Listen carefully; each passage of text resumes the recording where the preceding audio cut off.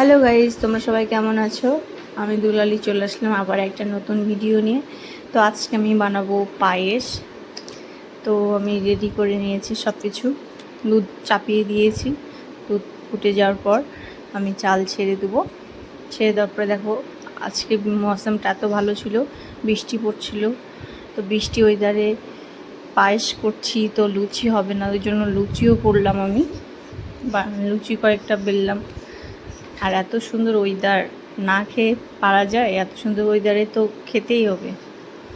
তো আমি পায়েস রেডি করে নিলাম, চিনি দিয়ে দিয়েছি, চাল ফুটে গেছে। তারপর সব কিছু ছেড়ে দিলাম। ছেড়ে দেওয়ার পরে পায়েস আমার অলমোস্ট রেডি হয়ে গেছে। তো এইদিকে লুচি ভাজছিলাম।